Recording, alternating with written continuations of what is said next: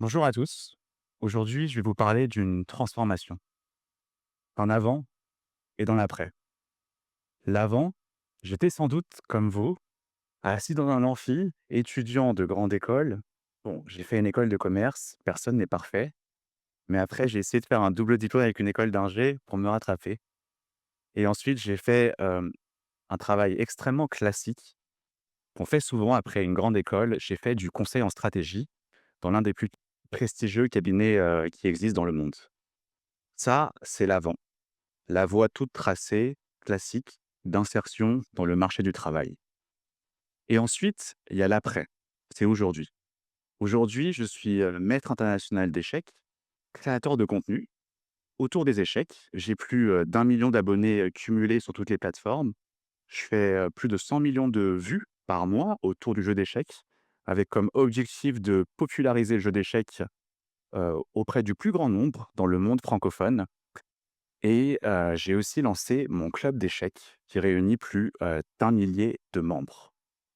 Alors sans doute que vous vous posez la question de comment on a pu passer d'un tel avant à un tel après?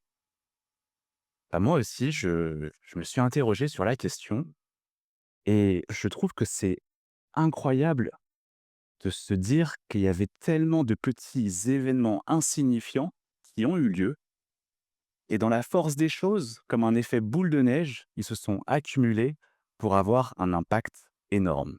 Bref, vous l'aurez compris, c'est l'effet papillon. J'aimerais vous partager 3 effets papillons qui ont vraiment marqué, ma transformation. Le premier effet papillon, c'est le covid. Bien sûr, vous connaissez, on est fin 2019. À ce moment-là, je suis, consultant en stratégie. J'ai un rythme effréné, métro, boulot, dodo, des journées des fois à rallonge, 7 heures du matin jusqu'à minuit même des fois et j'enchaîne les réunions, des fois avec des personnes extrêmement haut placées, dans les grands groupes français. Sauf que là, je vois sur mon portable émerger des news comme quoi il y aurait un virus qui émerge en Chine. Là, à ce moment-là, j'étais très loin de penser que cet événement allait m'impacter. Des news, il y en a tout le temps et le monde, on ne dit pas souvent qu'il va de mieux en mieux. Alors je me suis dit: «C'est une news parmi d'autres». Sauf que vous le savez, quelques mois plus tard, confinement. Tout d'un coup, mon rythme effréné, il se met sur pause et je commence à m'interroger sur le sens de mon parcours professionnel. Je m'interroge tellement que je finis par démissionner. Mais c'est fou, s'il n'y avait pas eu cette crise sanitaire, ça se trouve aujourd'hui, je serais encore consultant en stratégie et que rien n'aurait changé. Le deuxième effet papillon, c'est bien sûr ma chaîne YouTube. Alors peut-être que certains d'entre vous me connaissez en tant que youtubeur d'échecs. J'essaie d'accompagner plus de 450 000 abonnés pour progresser aux échecs. Mais est-ce que vous saviez que j'avais passé des mois en fait à publier des vidéos qui ont fait juste 0 vue? Des mois et des mois, dans l'anonymat le plus total. Sauf qu'un jour, en août 2022, je me suis dit: «De toute façon, j'ai plus de taf». Je me lance dans un tournoi d'échecs qui a lieu à Dubaï. Je me dis: «Pourquoi pas? Ça va être marrant». J'ai vu qu'il y avait des très forts joueurs et là-bas, j'ai notamment joué l'ancien champion d'Afrique. Sauf qu'il s'est passé quelque chose d'incroyable. Il m'a suspecté de tricher. J'en ai fait une vidéo YouTube et elle est partie totalement virale et à partir de ce moment-là, ma chaîne, elle a totalement explosé. Mais encore une fois, qui aurait pu prédire que j'aille faire ce tournoi à Dubaï? Qui aurait pu prédire qu'au match numéro 3, j'allais jouer l'ancien champion d'Afrique? Qui aurait pu prédire qu'il aurait eu ce tel comportement? Personne. Et encore une fois, si cela n'avait pas eu lieu, ça se trouve, ma chaîne n'aurait jamais décollé et je serais retourné faire du conseil, en stratégie. Et enfin, le troisième effet papillon, c'est la série que vous connaissez sans doute, Le Jeu de la dame, sur une célèbre plateforme de streaming. Et c'est incroyable de se dire que cette célèbre plateforme Elle a le choix parmi des centaines, voire des milliers de projets aussi incroyables les uns que les autres. Mais à cette époque, ils ont fait le choix d'une série sur le jeu d'échecs. Un jeu qui était totalement ringard à l'époque. Et donc on peut se dire, c'est fou qu'ils aient fait ce pari. Et pile au moment où moi, je me pose des questions sur ma reconversion professionnelle. Encore une fois, si cette série n'était pas sortie, les échecs seraient sans doute restés un jeu très ringard et j'aurais sans doute fait le choix de retourner dans le conseil en stratégie. Alors ce qui est assez incroyable, c'est que ces 3 effets papillons, ils se sont cumulés en un laps de temps extrêmement court, pile dans ce moment où j'ai décidé de changer de vie. Mais pourtant, si je repense à ma vie d'avant, quand j'étais étudiant, quand j'étais en classe prépa, quand j'étais, consultant en stratégie, bah, des petits événements comme ça insignifiants qui ont eu un grand impact, je pourrais pas vous en lister beaucoup. Pourquoi? Bah, parce qu'en fait, j'ai choisi la voie toute tracée. En fait, j'étais dans un moule et je suivais juste ce qu'on me disait de faire dans ce moule. J'avais fait un bon lycée, donc on m'a dit: «Bon, tu as des bonnes notes, va en prépa». En prépa, on m'a dit: «Bon, bah, apparemment, il faut préparer un concours». Bah, j'ai préparé le concours. Ensuite, en école, on m'a dit: «Bon, bah, maintenant en école, souvent quand on fait une école de commerce, après on fait soit du conseil, soit de la finance». Du coup, j'ai dit: «Bon, bah, je vais choisir le conseil». Et après, quand j'étais en conseil, on m'a dit: «Bah, tu associate. Maintenant, il faut être senior associate». Et du coup, bah, en fait, tout était tellement guidé. À chaque fois que je terminais une quête secondaire, on me disait la suivante qu'il fallait réaliser, qu'en fait, je n'avais même pas l'ouverture d'esprit de me dire: «Prête attention à ce petit battement de papillon qui pourrait qui pourrait peut-être changer ta vie». J'étais tellement omnibulé par les quêtes que je menais, que je n'avais pas de temps de cerveau disponible, on va dire, pour prêter attention à ces petits événements qui peut pourtant, avec le temps, changer notre vie.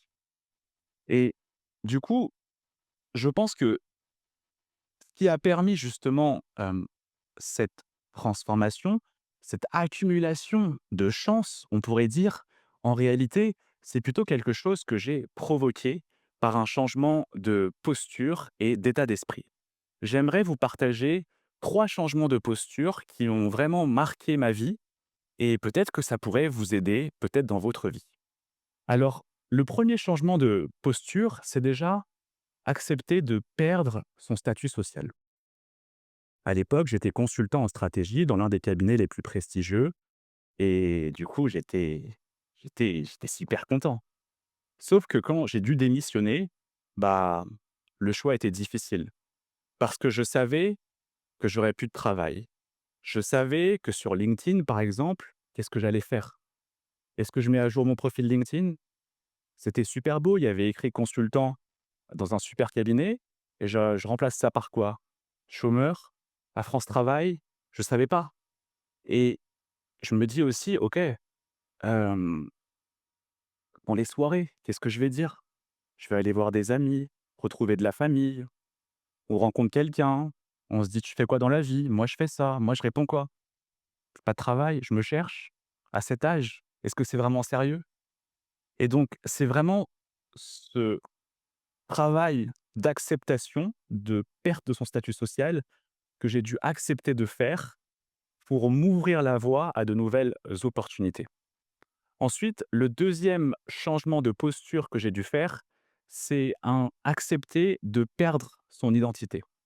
Aujourd'hui, on se décrit de plus en plus avec des identités. Je suis de gauche, je suis de droite, je suis écolo, j'ai ce style vestimentaire. Et très souvent, ces identités, c'est du prêt-à-penser. Elles vont penser à notre place. Donc par exemple, je suis de droite. Donc sur ces sujets-là, je pense ça, parce que quelqu'un de droite pense ça. Je suis écolo et donc sur ces sujets-là, je pense ça, parce que quelqu'un, d'écolo pense ça. Et en fait, moi, j'étais consultant en stratégie et en fait, c'était plus vraiment moi qui réfléchissais, c'était plutôt le consultant en stratégie qui réfléchissait à ma place, comme du prêt-à-penser. Et là, j'aimerais vous parler de YouTube. YouTube, pour accepter de faire YouTube, j'ai dû accepter de me dire: «OK, je suis peut-être juste un gamin au final, un ado qui a 13 ans, qui est dans sa chambre, qui allume sa caméra et qui enregistre une vidéo et qui va la publier». Et accepter qu'on me décrive comme ça, d'ailleurs, j'avais souvent d'anciens collègues qui s qui aimaient bien se moquer de moi et qui disaient: «Ah mais toi Julien, tu es devenu un intermittent du spectacle». Bon, c'est une blague, mais ça vous plante le décor et derrière chaque blague, il y a une petite part de vérité, en tout cas, quelque chose qui fait réfléchir. Eh bien, moi, j'ai dû accepter de faire ce travail identitaire, de me dire: «OK, bah, je suis plus le consultant très prestigieux. Voilà, on dit maintenant en soirée que je suis intermittent du spectacle, c'est pas grave». Et effectivement, des fois, je suis dans ma chambre, j'allume la caméra, comme un ado de 13 ans et je publie ma vidéo et c'est tranquille. Et ensuite, le troisième changement de posture que j'ai dû faire, c'est accepter, de perdre. Super important. Parce que quand les échecs ont explosé avec la série Le jeu de la dame, moi, j'avais jamais fait le choix des échecs. C'était ma passion d'enfance, mais mes parents, ils m'avaient toujours dit: «Tu gagneras pas ta vie avec les échecs. Il faut que tu fasses quelque chose de sérieux». Et donc j'avais toujours fait le choix du sérieux. En plus, c'était assez avec la culture que j'avais chinoise, c'était vraiment obligatoire. Sauf que, du coup, quand j'ai dû accepter de tout perdre, hem, quand j'ai dû accepter de tout perdre, oui, en fait, les échecs, ils ont explosé, mais moi, j'avais pas continué à travailler les échecs. Et donc, finalement, j'ai dû accepter de repartir de zéro. Et donc, finalement, qu'est-ce qui s'est passé? J'ai démissionné et je suis devenu un simple professeur d'échecs. Sauf que j'avais jamais donné de cours d'échecs. Et donc, je me suis inscrit sur une plateforme pour trouver des élèves, personne voulait de moi, donc j'ai commencé à donner des cours gratuits. Et donc j'ai dû accepter que potentiellement tout ça allait foirer. Je suis passé de consultant en stratégie à celui qui donne des cours d'échecs gratuits. Mais finalement, c'est avec ces 3 changements de posture que je me suis ouvert à des opportunités insignifiantes au début, mais qui se sont cumulées pour ensuite avoir un impact majeur. Alors, si je pouvais résumer mon propos en une petite conclusion, j'ai écrit quelques phrases et j'aimerais vous les partager. Alors oui, j'ai eu de la chance. Oui, tout ça repose sur des probabilités très faibles, mais pour que la chance ait une chance, il faut lui laisser de l'espace. Et aujourd'hui, je crois que ce n'est pas le hasard qui m'a transformé, mais le fait que j'ai accepté qu'il puisse intervenir dans ma vie. Merci.